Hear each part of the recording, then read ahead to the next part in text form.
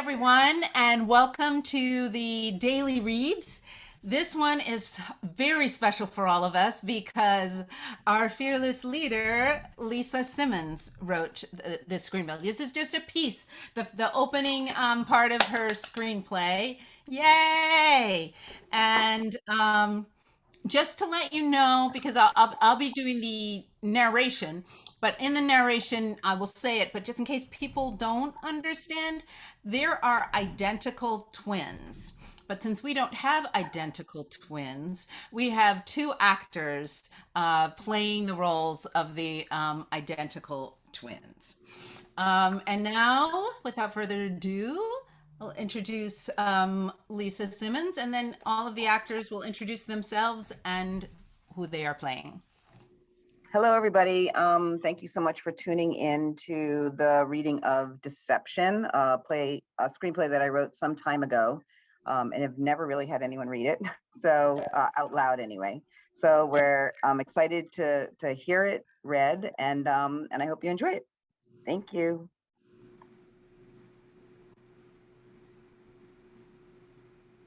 Hello, my name is Lawrence Evans, and I'll be playing Max. Hey everyone, my name is JUVAN, and I'll be playing Andy. Hi everyone, my name is ANDREA LYMAN, and I will be narrator and employee number 1. My name is RAHMAN, OLADIGBOLU, and I'll be playing Jimmy.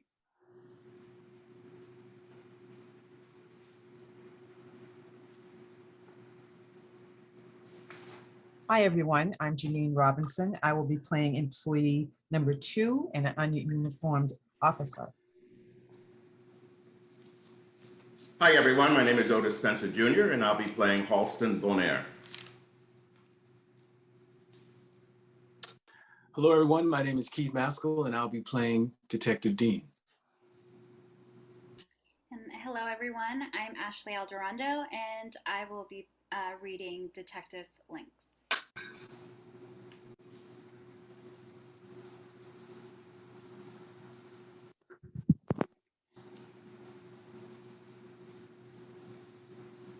Rahman?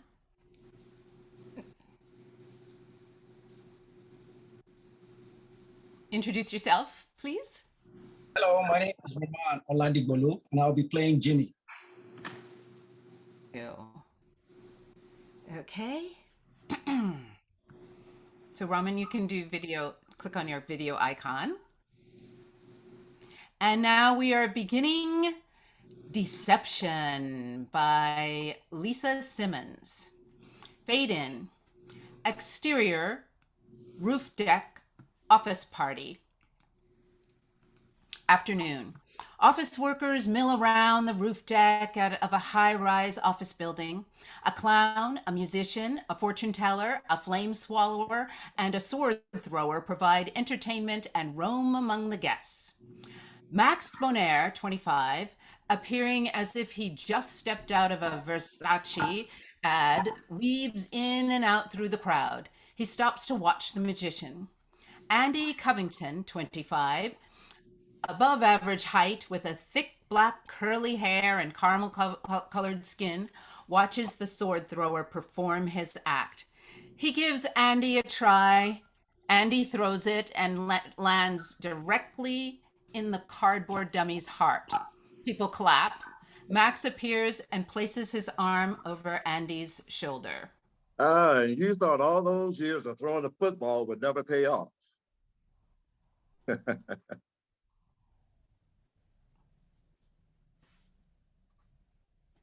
Yeah, if things don't work out here, I can join the circus. Oh, an honorable profession? Yeah, with great pay and really impressive with the chicks. Men in tights? I don't think so. Max opens his button-down shirt to reveal Andy's college football jersey. Is that my football jersey?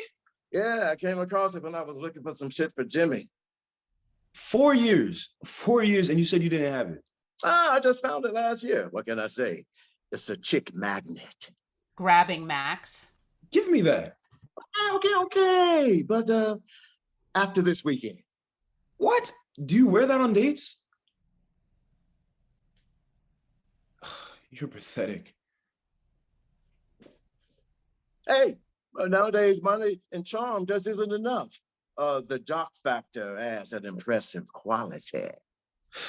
Like I said, you're pathetic. Where is she so I can warn her? I need a drink. Come on and button up that shirt. Monday.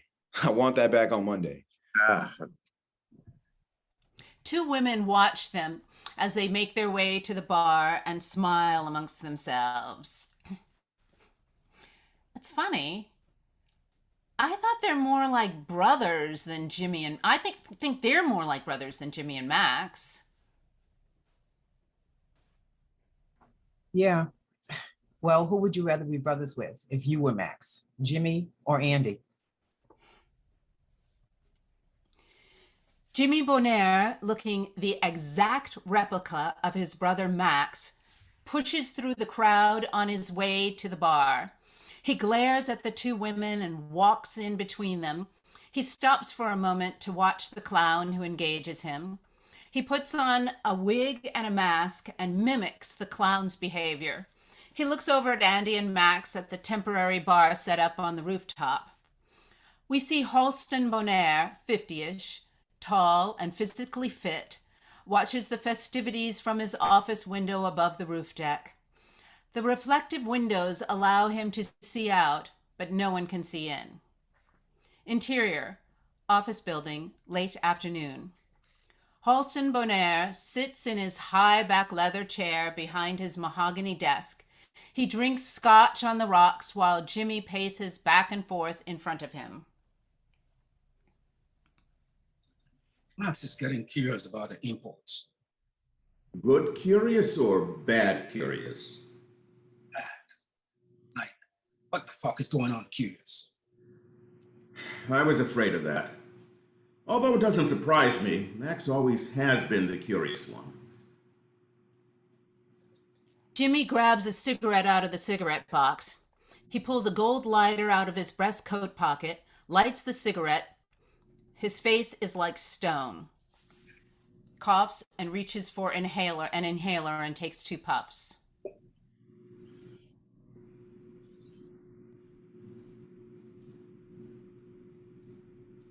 How should we handle it? We can talk about it, about the advantages of good curious or bad curious. He'll come around.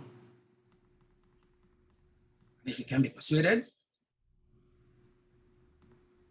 Can't be persuaded? Really, Jimmy? Persuasion is your middle name. I have faith in you.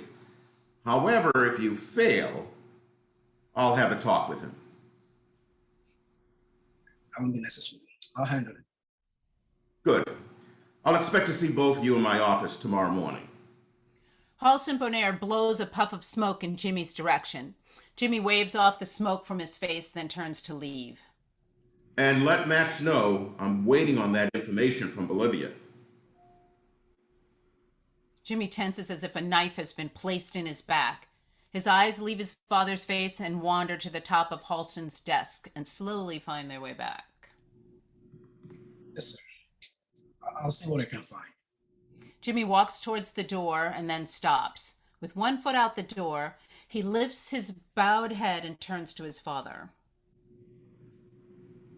I could have handled Bolivia for you, you know?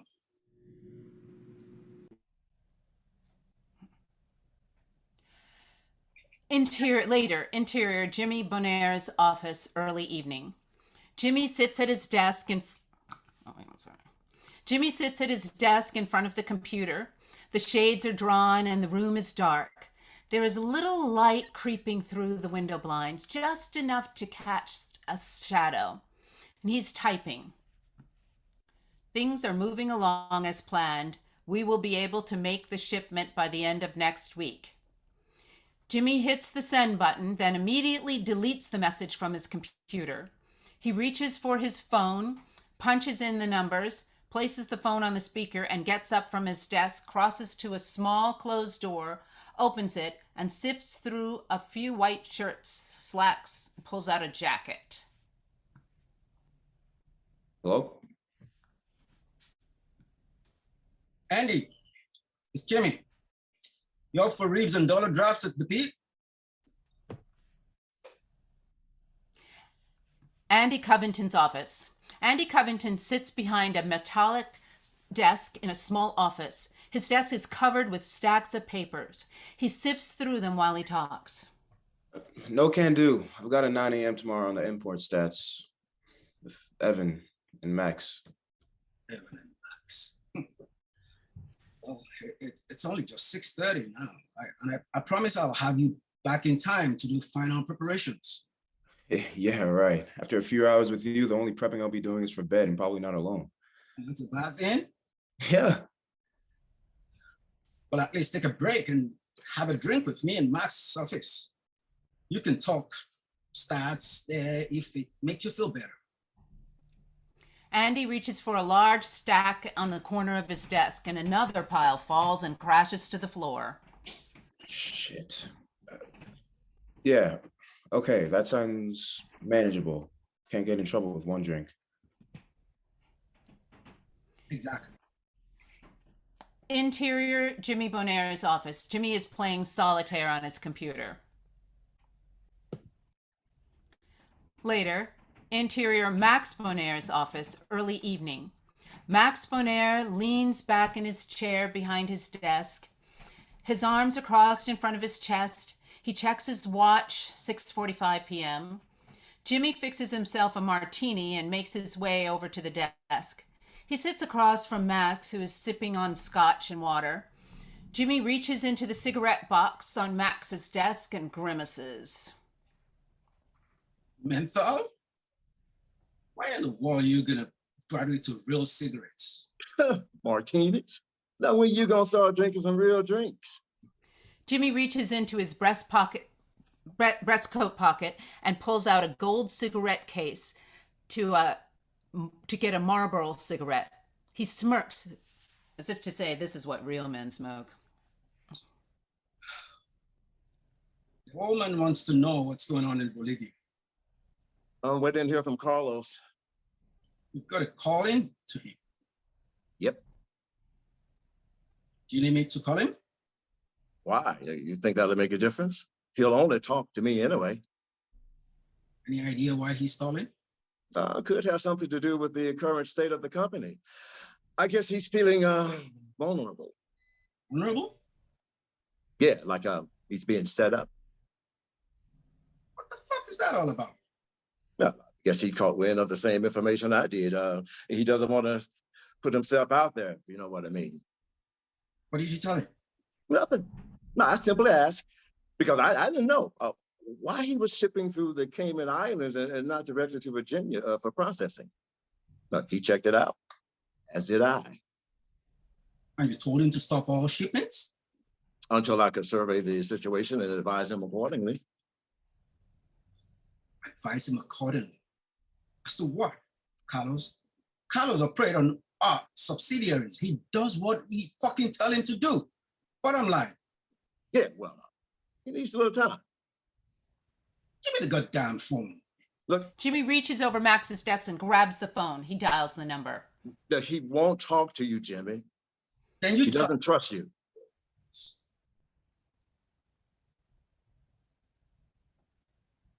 Jimmy pushes the phone towards Max. Max takes the phone and hangs up. I can't do that. This isn't a game, Max. Bolivia is essential to the financial operations of this business. We will die without it. So what you're telling me, roll over and play dead? No. I'm giving you a choice. Things here aren't going to change. The money now has daisies in the drugs. We import them through our legal business lines and Axis distributes them. Either you adapt or you don't. The choice is yours. Well, it looks like my choices are limited. Damn if I do, damn if I don't. Not great odds. Depends on the horsepower. Well, you know all about that, don't you, Jimmy? Which is why this company is in the trouble it is today.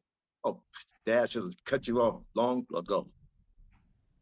If he had you, all will still be just another small-time widgets operation. Well, thanks for coming to our rescue, Jimmy. You know, I would think that you would get tired of screwing people over. Hey, you know what they say? If it ain't broke, don't fix it. Well, for some reason, I don't think that saying applies to you. Cute, Max. You know what your problem is? You're all talk and no action.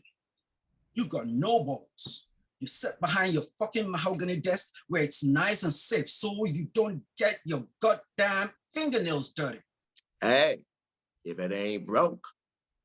Jimmy stands abruptly and pushes the chair away from him. It's all a game to you, isn't it? Well, the game is over, Max. It's time for you to move to the high stakes. High stakes table or cut your losses. Max calmly gets up from his desk and goes to look out the window. Too bad I don't gamble. At that moment, Andy knocks on the halfway door and enters. Max and Jimmy turn to him. Jimmy acknowledges him and pulls him into the conversation. Andy, maybe you can help solve a dispute Max and I are trying to have. Scotch? As long as it doesn't involve women or money. Jimmy laughs and walks to the bar. He pours Andy his scotch and drops in 2 ice cubes and something else we can't quite see. He hands Andy the drink. So what's the dispute? Max seems to feel that my interest in this company are, how would you say it, less than admirable? Less than admirable? Max walks back to the chair, puts his feet on his desk, and gives a little chuckle. That's not what I said. What I said was that the direction Jimmy wants to take this company is less than admirable, not to mention totally against what my father's wishes.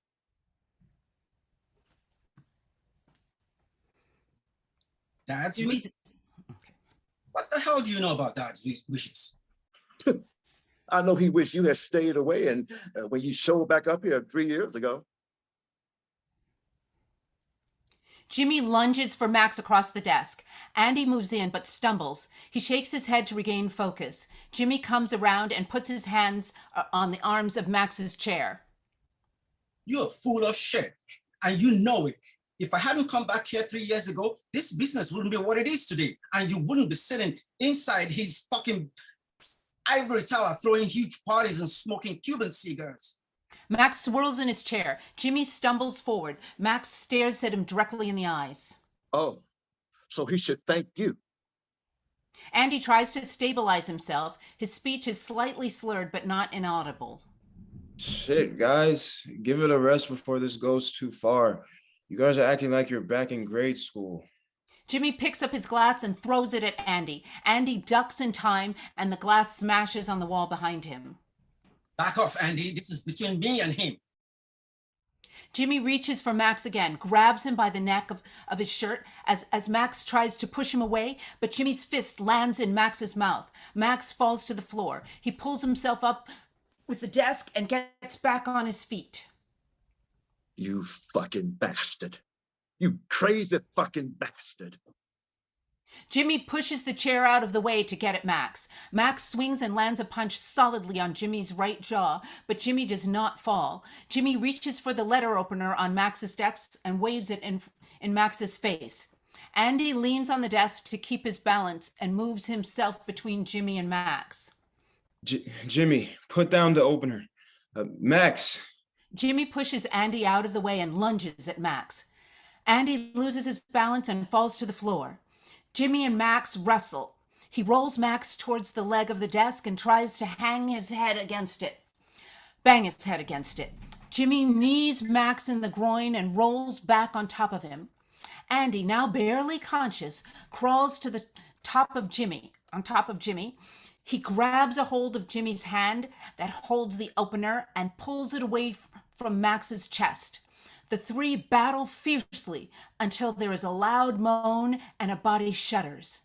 Andy tries to focus. He looks down at his hand. It is covered with blood. He passes out. Interior office building, early evening. A handful of uniformed officers move around the office. One body is face down on the floor in a pool of blood.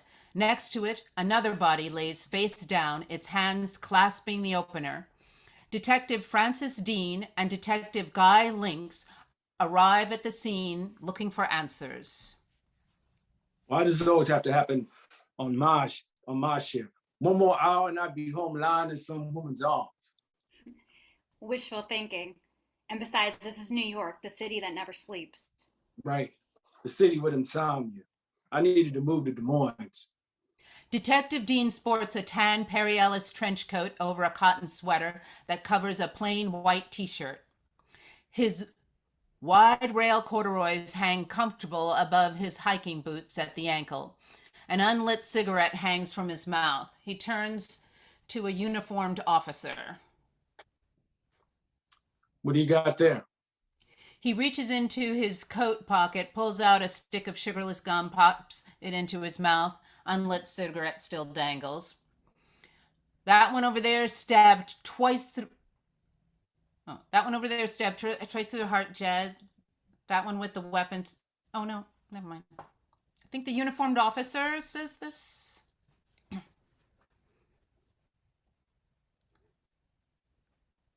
One person stabbed twice through the heart, dead. One person with a weapon stabbed through the abdomen, unconscious. Ambulance on the way. Any identification yet? Dean and the uniformed officer stand over the bodies as they make their assessment.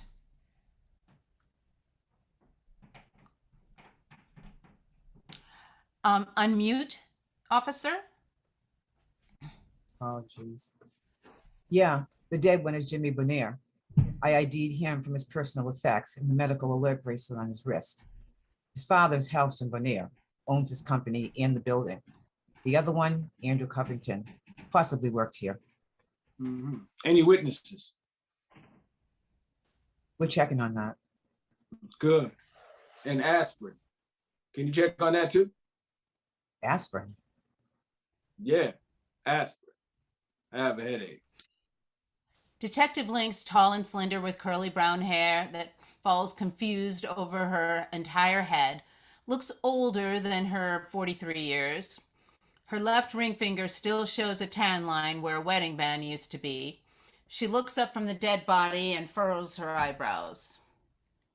You know, you should carry your own bottle. Or maybe you should get that checked out. Or maybe I should just go back to smoking. Aspirin, please. Dean and Links make their way around the crime scene. Both check on various stages of the investigation. We see the uniformed officer rummage through the top drawer of the mahogany desk, open drawers, check cabinets at the bar. He finds a bottle of Tylenol, picks up the glass off the bar, rinses it, refills it with water. Detective Links glares at him. What the hell? That's evidence, Jesus. What are they teaching you at the academy anyways? How to screw up your case? Halston Bonaire, in tennis sweats and a matching jacket, attempts to enter the crime scene. He tries to get a look at the bodies lying on the floor, but Detective Dean stops him before he can get too close. Whoa. Can't go in there. You do that, it means more paperwork for me. And I hate paperwork. I'm Halston Bonaire. This is my goddamn building. That's my son's office. What the hell is going on here? Mr. Bonaire, perhaps we can talk over there. Detective Dean leans Mr. Bonaire to a secretarial desk just outside the crime scene. Mr. Bonaire, it looks as if there's been a homicide. One of the individuals is dead and the other one seriously wounded. A murder? Is it my son? Is it Max? That's Max's office. Max? It appears the victim has been identified as Jimmy. Halston pushes past Dean and once again tries to enter. Detective Links stops him. Jimmy? No, that can't be. Let me in there. I want to see. Let me in there. Detective Dean grabs his arm and slowly pulls him away from the door. Mr. Bonaire, I can't let you in the crime scene. They'll be taking the body down to the morgue. We need you to identify it there. Who's the other one? The other body? Andy Covington. Andy is dead?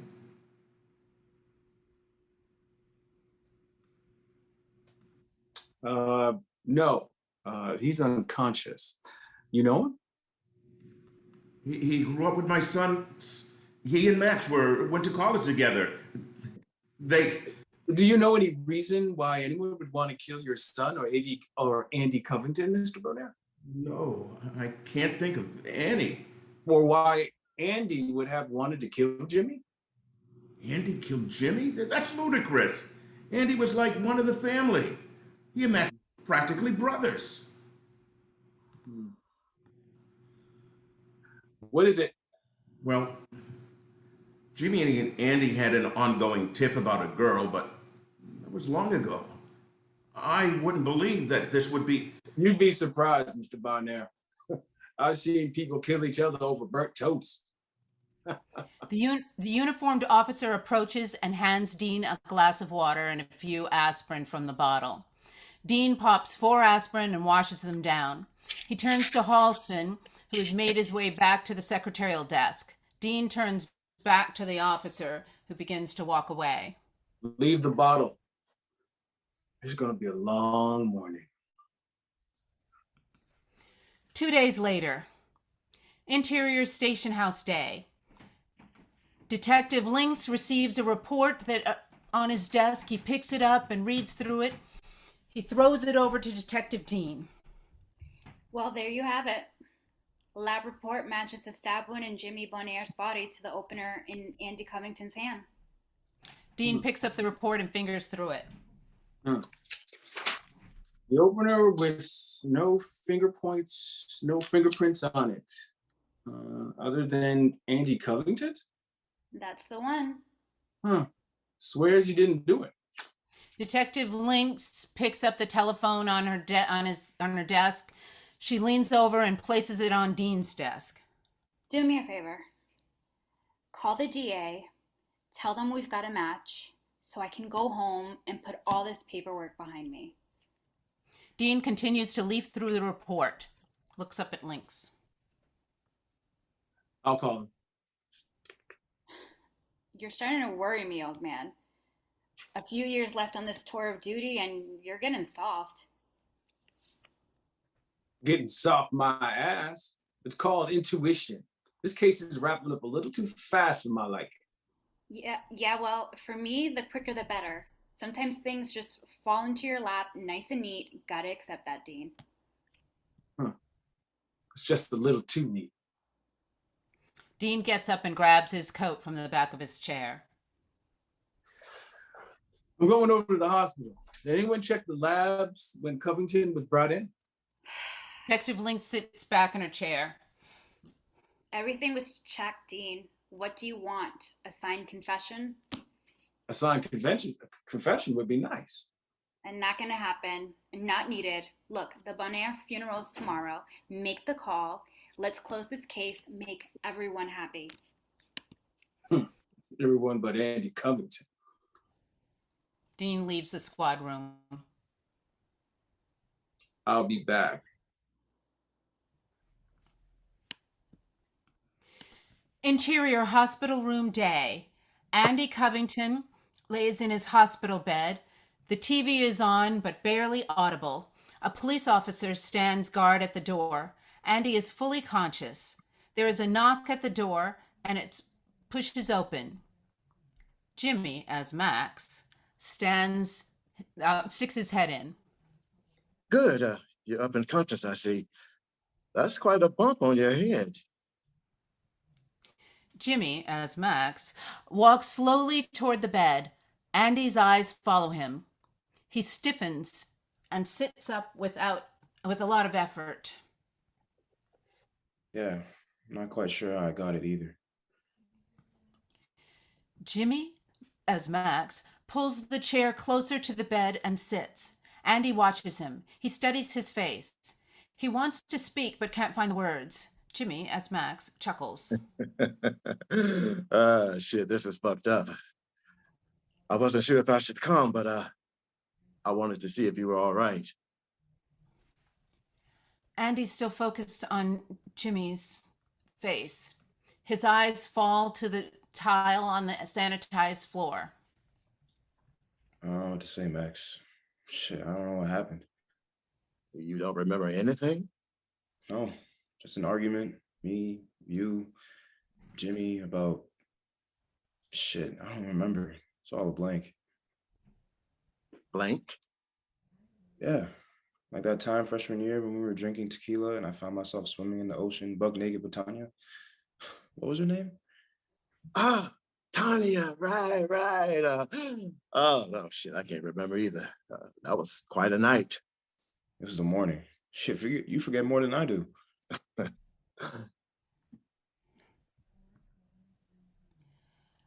Max Right, reaches into his morning. Just stop thinking right these days. I'm gonna go grab a smoke. Max reaches into his breast coat pocket and pulls out a pack of Marlboros unopened. Andy takes notice of the brand. Smoking Marlboros? I found them in Jimmy's stuff. I just grabbed them. Hell, I'll smoke anything right now. Max turns and leaves the hospital room. Andy watches him go. Exterior graveyard day. A light drizzle falls. Two dozen people stand at the graveside as Max, as Jimmy Bonaire, the preacher, delivers the last prayer.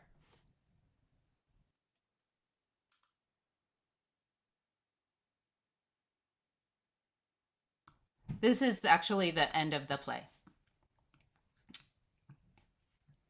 All of the actors can come back. Thank you, Lisa. Sorry, I went a little farther. I went to the grave site, but Wow, that was great. I was on the edge of my seat. It was, yeah, it was good. It was really good. Great writing. Great job, everyone.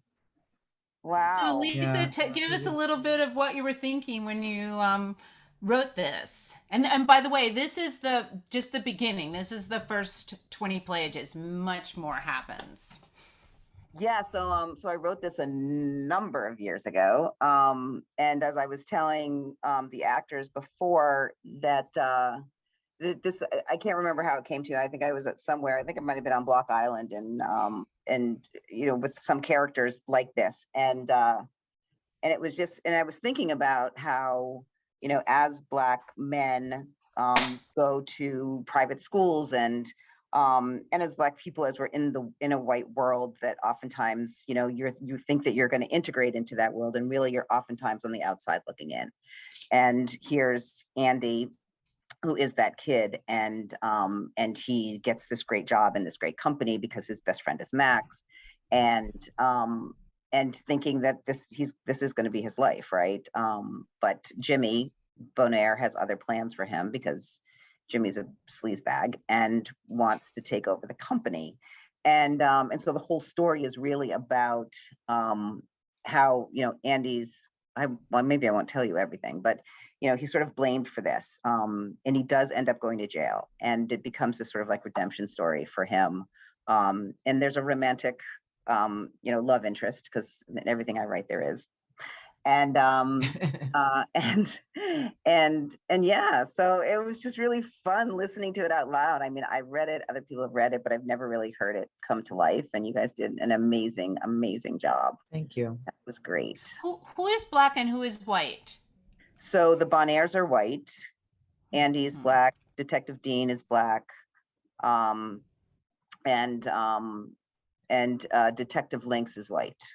But all that can change, you know what I mean? I mean, not the Bonaires, they can't change. So yeah. Great. Okay, is it how was it for you, like hearing it, like when you hear the actors do it, were there any things that's like, I hadn't thought of that way, or wow, I'm so glad I heard that? Any like No, I mean, surprises I think it helped having that sort of little conversation before, so people sort of understood where their character sat in the bigger part of this space and the bigger part of the play, or the screenplay. So So I feel like, you know, the way it was read, especially Keith totally nailed Detective Dean. That's exactly who he is. He's just, I sort of wanted to have this kind of like Columbo-esque, you know, my dad loved Columbo and I grew up watching Columbo, and I just always felt like he was such a great character, that he was so incredibly smart, and you thought that he was tired or older or lazy, but he wasn't. He was just constantly thinking. And so I liked that you brought that in to his character, because that really is. And so so no, I mean, I think that everyone did a really great job in doing that. You caught the nuances of, you know, Halston's just this very wealthy, and he just wants everything. He wants everything to go. He wants money. He wants everything to go as planned, and he needs it to. And he knows Max, who's like his favorite, isn't necessarily going to go that way. So he really needs Jimmy, even though he doesn't like Jimmy. He needs Jimmy because Jimmy's going to do his dirty work for him. So, so that continues throughout the rest of the screenplay. It's finished, but that continues. And then that was that switch where, you know, Max is Jimmy. Jimmy is now Max, is pretending to be Max. Mm-hmm. So this Jimmy. And I hope the audience understood the whole Jimmy yeah, as Max. It's hard to do it in a reading, that the but person yes, that we thought was dead was not good. Good person was dead, but bad person pretend to be good person. Yeah. Anything from the actors? Do you have any comments or questions? And then we'll ask the audience also. I liked all of the characters, and everybody just kind of like just melted into their role. I can't think of a better word, but everyone just really, the inflection of the people, of what they were saying. Andrea, you're reading, doing all the narrating. Yeah, and then things got, and it kind of sped up as things were starting to get intense. And so everyone was like right there with you. At least I was. I thought that was great too. Lisa, I just want to ask a question. So where do we go from here? Like, what would you like to do with this now that we've started reading?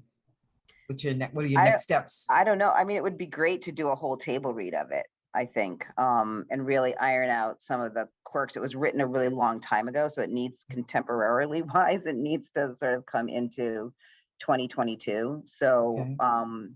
Yeah, I think it needs, I had gotten some really strong notes from a dear friend of mine, which never really got incorporated into the entire script. So I think that would be great. I think it would be great to get a bunch of you all together. Well, yeah, that would be wonderful. I would love to continue and do the whole screenplay and really sort of iron out some of the things. Yeah. Now we have a whole Black actor ensemble company, so yes. You know, for the other roles in here, we've got more actors. Yes, we can definitely do a table read, and then maybe we'll have a thing of we used to do this at Black Filmmakers Foundation, where we would meet monthly and do readings and improvs and things like that. So either in person or Zoom, and either open to the public or not, what your choice. Yeah. And it could be an and instead of an or. And Renee in the chat. Sometimes we have private, great. Sometimes we have open, sometimes, you know, sometimes, you know, all of that. Anyone else, any other actors have anything? And then, oh, wait, I have something question from here. What about an in-person oh yeah, so somebody said what about an in-person reading? So at some point, yes, that makes sense down the line, in-person readings. Any of the other actors have anything to say? No, I just wanted to say I had a great time reading that. I was very invested into the whole story, and I actually want to read the whole script if you wouldn't mind sharing. But yeah, it was great to bounce off the other actors and, you know, see it come to life. And I know, like, you know, as a writer, just seeing, you know, other actors perform what you wrote, you know, it must feel good. So I'm glad that I was able to be a part of that. You were a great mentor, Andy. Yeah, Lisa, congratulations. What would be, and I know this is going to happen, especially when John and Deckers make it. So I would love to see the trailer of this, to be honest. I think the trailer is incredible, especially with the switching of the twins. You know, and that's one thing that, you know, is another way to bring it to life, and give commitment to the fact that you're going to do this. Yeah, So in 2029. I mean, No, No. We do a reading, and then we do just bits. Start filming. I mean, yeah. look, your audience is probably a ton of filmmakers. A bunch of them would volunteer to be on the Look, Lisa. crew, Lisa, you know what it is. You know that we can make this happen without much Right. of anything. So I'm in. So you know what I'm saying. Whatever you need from me, I got you. So Wow, and I that's need so help. great, you guys. So Me this is too. what we Cast and Absolutely. crew. I'll do cast and crew. Yeah. You have the cast. Wow, Oh, that's great. done. We And can you can use maybe- Yeah. SAG-AFTRA has all kinds of contracts, so you can even do the Right, those SAG-AFTRA. contracts. This Yep. could fall under micro budget. Right. Yeah. Right. That's right. What's better than Roxbury? Roxbury International Film Festival produced a film by Lisa Simmons. Like that just makes That's sense. awesome. That makes Wow. sense. Oh, let's Yes, I do it. appreciate all of your, Yes, we can. I appreciate that. That means a lot. Thank you. Thank you. And I will share the script with you. Thank you. Yeah. Thank you. Finding identical twins might be harder. Oh, but for a film, they don't have to be identical if you can do the. You can Right. do the Have an actor one play person the playing same both. role, yeah. Right. A Yeah. Decogent can do that. Yeah, that Yeah. works. Well, thank you all. If no one has any more. Any questions from the audience? Let's see. It's hard to follow this thing. Doesn't look like questions from the audience. Oh, wait, there's a Q&A thing. Let me see. Nope. Somebody just said so interesting and perfect with the cigarettes and the language captured it. Yeah. People are asking what's next. So Yeah. So maybe yeah, we do a table read sometime at the end of the summer or something. That would be kind of fun. that would be Absolutely. excellent. Yeah. And Yeah. now that we know how to do Zoom, so if, God forbid, the virus is up, we do a table read on Zoom. If the virus is down and we're all well, we do an in-person table read. That would be great. I would love to be With- part of this. And thank you. Yeah. Okay. Well, that's Thank it. you. You guys made my dream come. Congratulations, Lisa, guys, and the rest of the cast. You all were fabulous. This You, is so much fun. Now, yeah. everybody come to the filmmakers event at 3 p.m. at Arts Emerson today. Darian Oh. Simpson is going to tell you all about producing films and how you can do it using SAG contract. She knows everything there is to know about indie films. And then there's a hangout tonight. I mean, there's a bunch of screenings, but also a hangout at Record Company, I think it's called. Yep. Tonight with the Secret Society of Black Creatives. And then tomorrow is our final daily read, and tomorrow is our surprise daily read. Each time we've done a surprise reading where we can't say what it is in advance. So we just you'll love it. It'll be something that you absolutely love, but you can come in and see what the surprise is. Yeah. Excellent. Okay. Yes, it's going to be great tomorrow. Oh, somebody said, let us know, Lisa, when we can audition for your proof of concept shoot or when you shoot Deception. Absolutely. I'll let you know that. Yeah. When the festival's over. It's What? never over. Oh, yeah. It wouldn't be today It's or never tomorrow. over. Okay, No, I'm yeah. just saying it's never over. But yes, That's you've right. given me confidence. Thank you very much. I appreciate that. We'll move forward with it. That's And really I exciting like to the me. idea of having table reads. We I can do do that too. for other things too. That could be like a regular thing. Yeah. Just Great. like the play Monthly reads. or every other month. Yeah. That Okay. sounds great. All All right. right. See everybody at the Okay. next. Thanks See again. everybody at everybody. 3 o'clock at Arts Yeah. Emerson. Oh, I wish I could. Anyway, we'll talk about that. Okay. But thank you, everyone. Everyone have an amazing day and be safe You out there. too. Thank you. All right. Thank Bye- you. Bye-bye. Thank you.